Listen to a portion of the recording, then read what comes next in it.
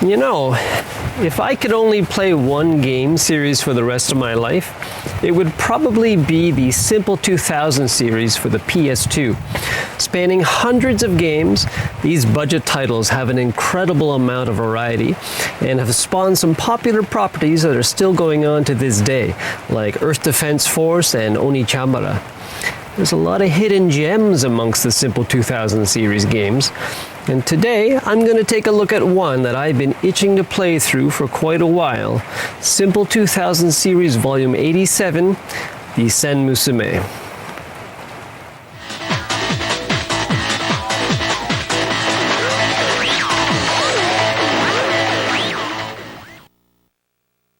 Released in Japan in November of 2005, and later in Europe under the title Dragon Sisters, Sen Musume, or roughly War Sisters, is a 3D side-scrolling beat-em-up that takes place in a war-torn future Japan.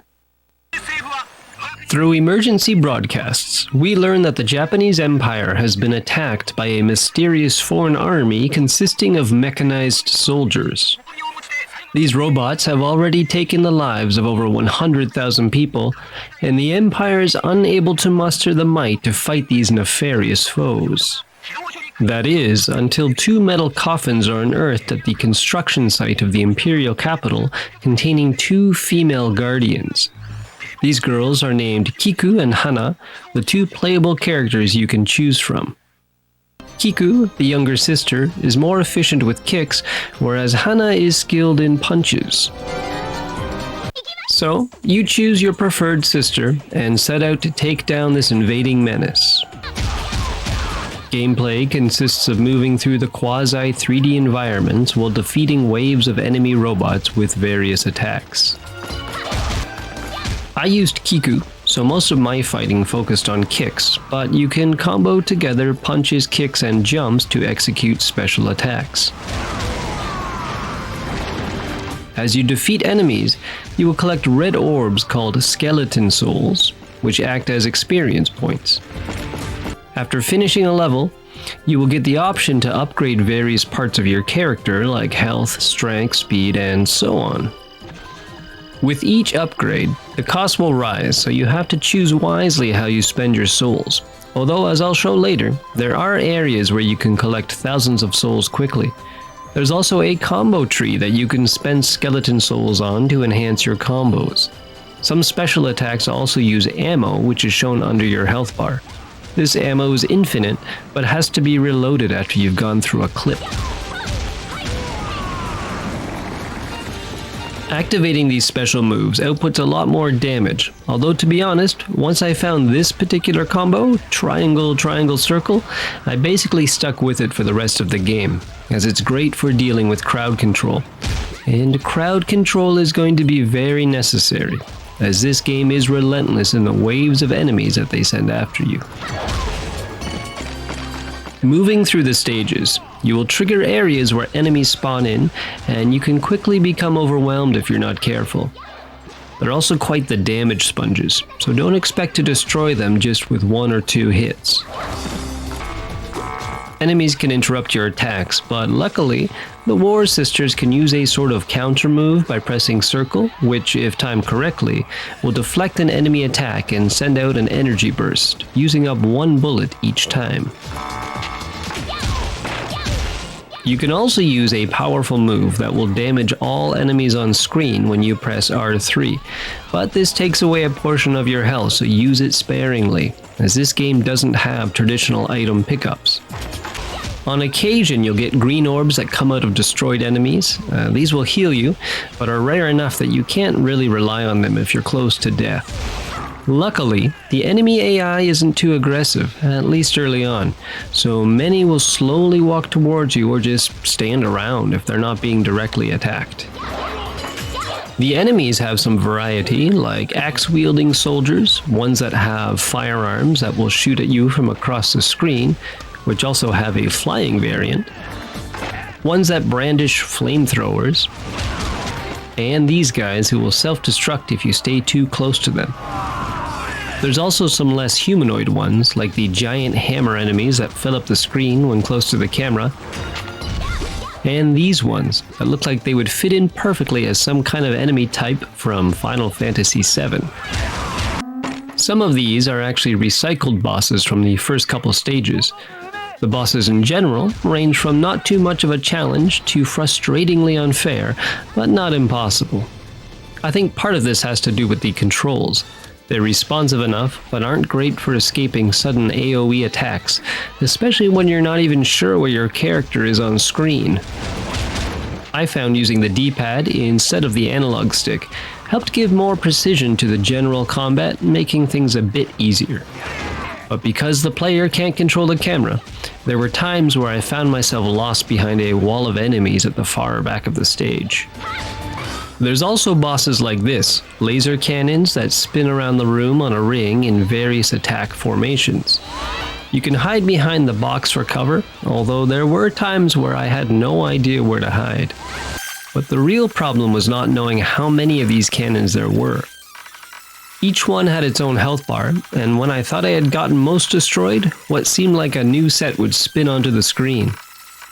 If there was some clear indicator as to how many there were in total, like a number next to the health bar, it would be fine. But this battle lasted around 20 minutes with no end in sight. Now, to be fair, this, like all simple 2000 series games, is a budget title, so there's some rough edges to be expected. It's important to keep that in mind if you're planning to give it a try, or you'll be tempted to give up easily. Graphically, I think the game looks fine. Some textures are noticeably blurry, and you can't really interact with anything in the stages except for jumping on some items, but the characters and enemies all look pretty good, and are easy to make out on screen. The bosses, aside from the laser ring, are reused in one way or another, so that might be a negative for some people. The stages are distinctly different, with some unique ones like on top of a train, going through the sewers, riding an elevator, etc. The destroyed Kyoto stage is very nicely done, especially the boss screen with the sakura blossoms covering the ground. Except this thing. I don't know what this is in the background. Is it a raging fire? Some stages are reused as well. There are a total of 10, and out of these 10, both the sewer and elevator stages are used 2.5 times. So really you're only getting 7 truly unique stages. But again, this is a budget title, so it's easy enough to let it slide. And they do palette swap the reused stages, so they're not totally identical. As for the music, each stage has its own theme. At least I think so. The music tends to blend into the background, so aside from a few stages like Kyoto and the final stage, it doesn't stand out too much. The music that does stand out, however, is the menu screens, upgrade screens, and so on. This sounds like something you'd hear in Tetris, and in my opinion, it has sort of a militaristic sound.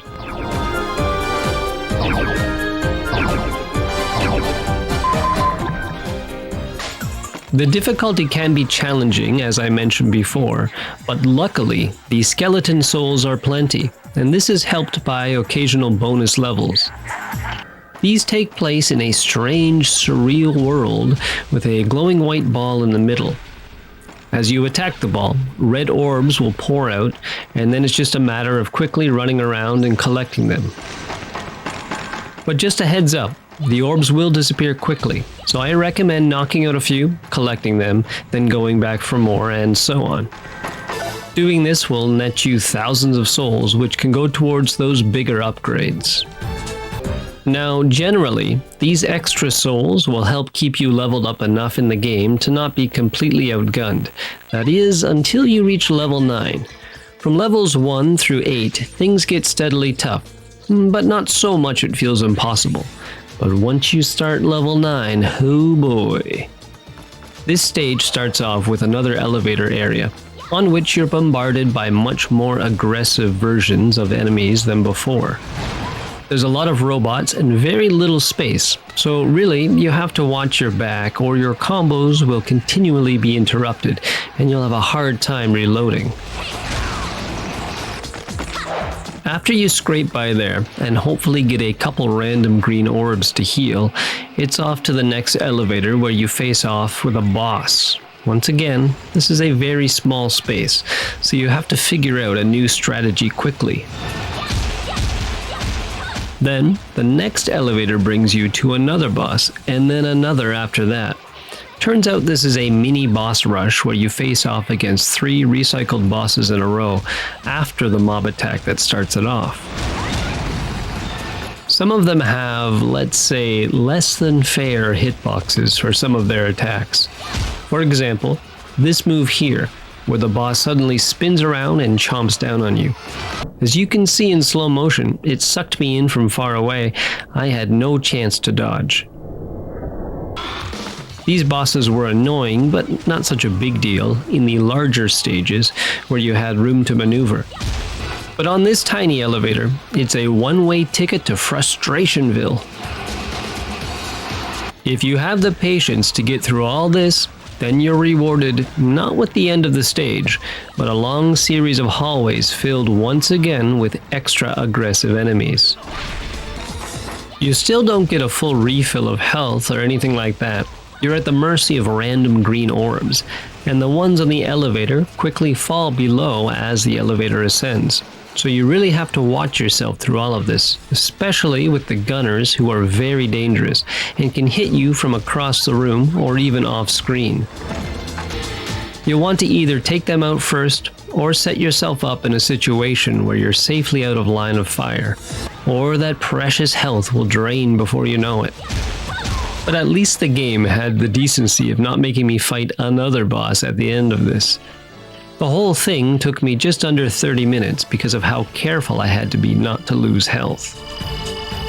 Finally, you reach stage 10, which is a single room surrounded with doors where waves of enemies come out.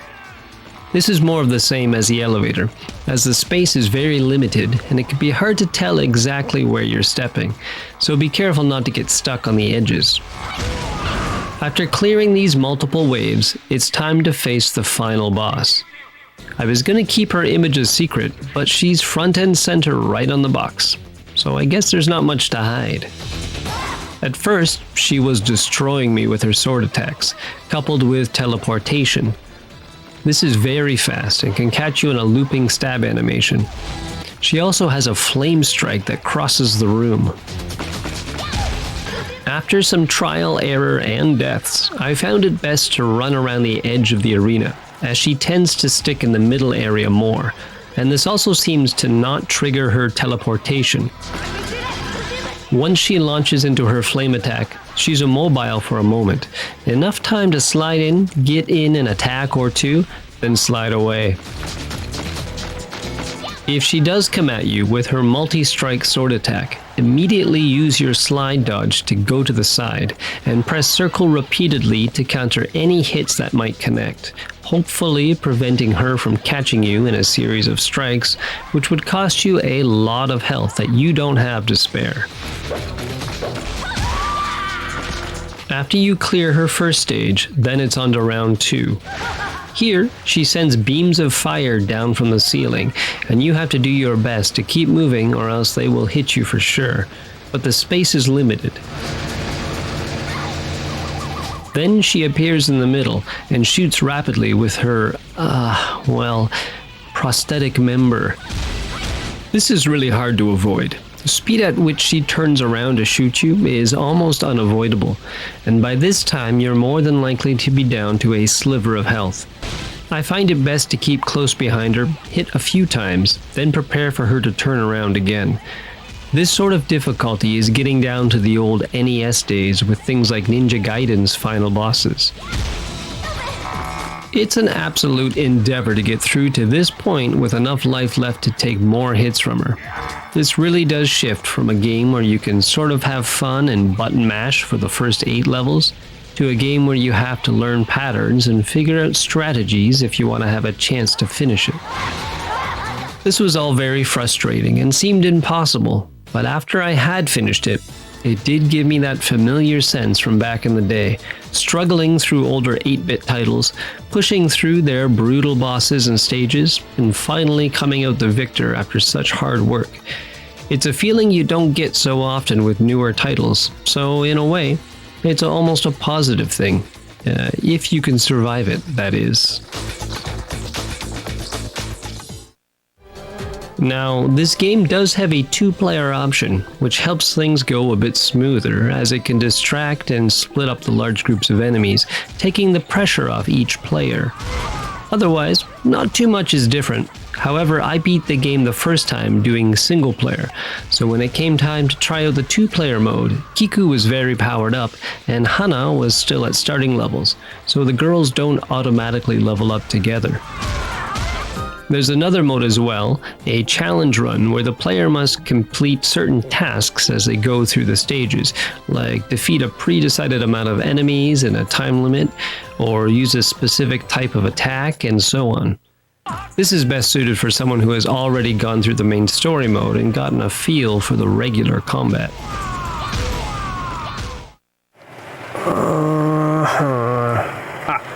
So, is the Sen Musum a game for everyone? Probably not, but I don't think that's a bad thing. Yes, sometimes the unfair challenge and lack of polish will turn some away, but I think there's still something there for those that grew up on games where that sort of thing was normal. Now that being said, I wanted to ease the pain by making a list of my top 5 tips for the game for those that want to give it a go. So I'll leave you with that. I'm going to pick a drink. Thanks for watching, and I'll see you next time. Let's see.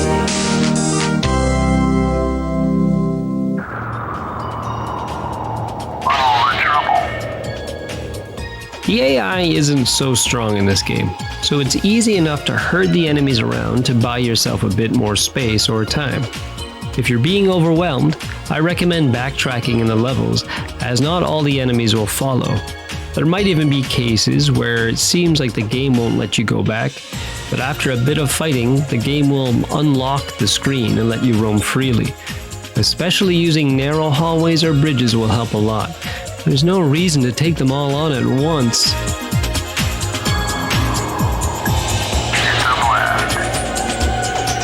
These enemies must be depressed, because it's their lot in life to self-destruct if they get near you.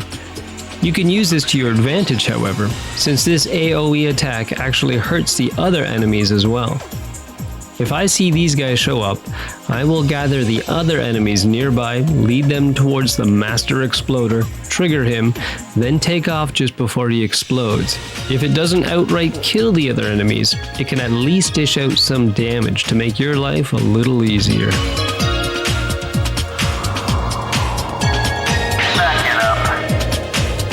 As mentioned in tip number 5, you can backtrack in the stages. But did you know this also works on the bosses? If you're having a hard time fighting the bosses in their designated area, it's possible in most stages to run back through the level and find an area you feel is more suitable for the fight. This is especially helpful if the boss is a bit cheap, like this, where you just don't have enough room to avoid these attacks or are really low on health. Why not take the fight to somewhere you prefer? You might even be able to get them stuck on objects. There, much easier.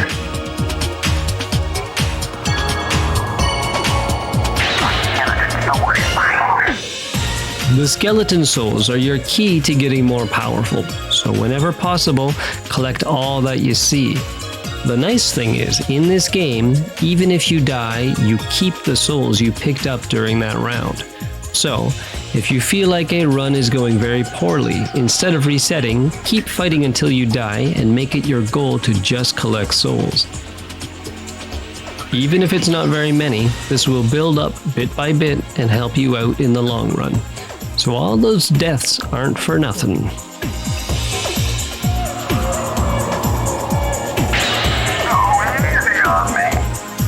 Of course, even if you follow all these tips, things might still be too tough.